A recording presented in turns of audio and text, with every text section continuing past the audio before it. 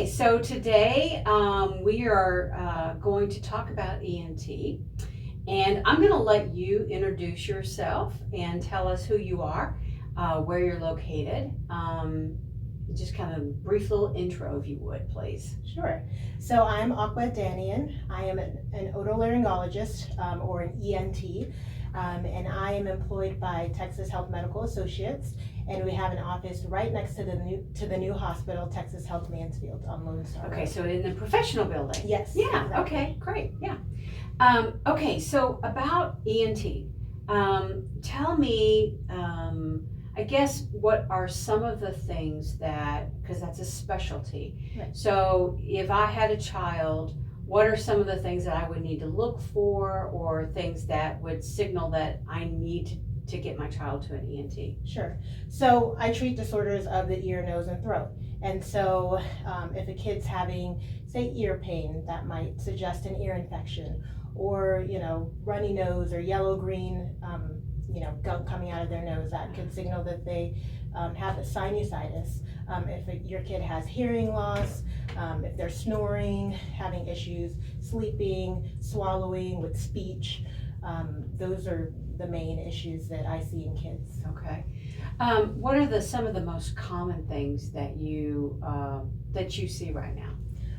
So I would say sleep disordered breathing Really? is one of the most common things we see, and that's basically just difficulties with breathing during sleep, and that can range from snoring all the way to obstructive sleep apnea, where a kid has repeated pauses in breathing while they sleep because of some obstruction, usually due to enlarged tonsils or adenoids.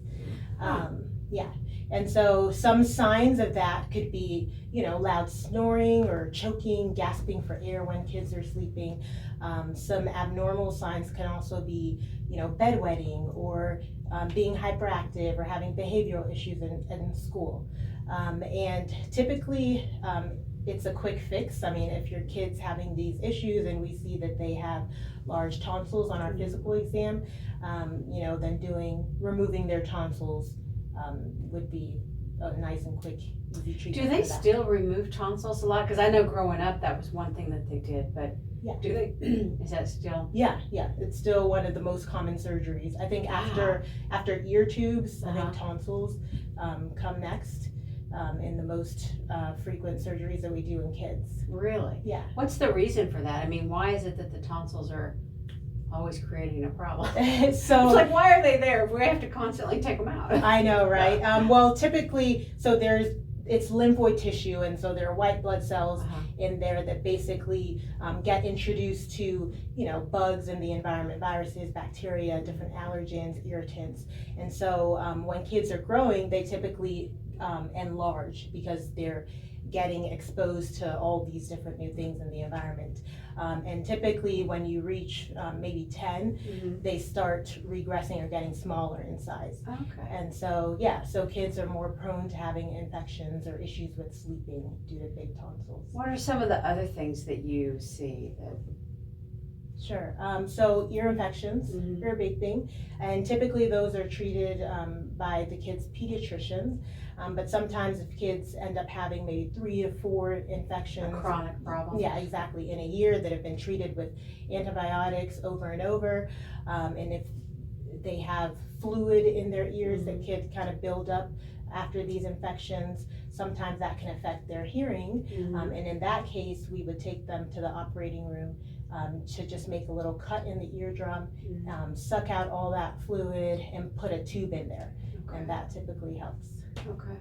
Is there any specific advice that you would give in regards to ENT issues for parents?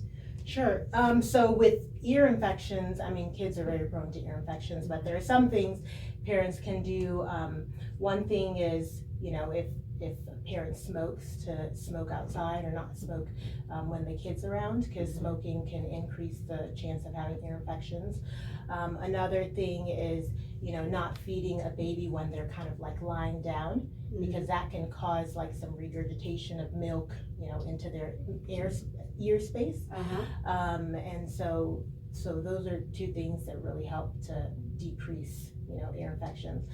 With tonsils and sleep disordered breathing,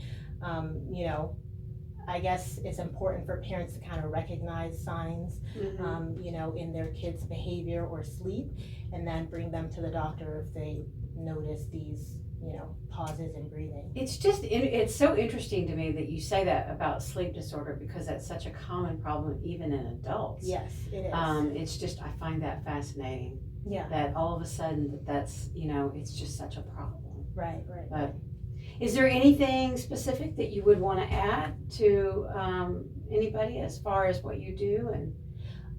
So, there are so many, ENT issues, and honestly, ENT problems are among the main reasons that kids go see their pediatricians. So, pediatricians do a great job of taking care of a lot of these things, but when they get to something chronic or, end up needing something surgical, then, we love to see the kids. One other issue that we've been seeing a lot of is ankylosing. I don't know if you've heard of that, but layman's term is tongue tie. Okay, I haven't heard of that either. Yeah, so basically between the tongue and the floor of mouth, there's that little band of tissue that's sometimes pretty tight, and it can affect swallowing and speech in kids. Really? Yeah, and so a lot of times, when mom's breastfeeding, she might have some issues with breastfeeding, like the baby might have issues latching on, or, the nipple could become like really painful and irritated. And, sometimes lactation specialists are able to say that, their tongue is kind of really tethered to the floor of their mouth.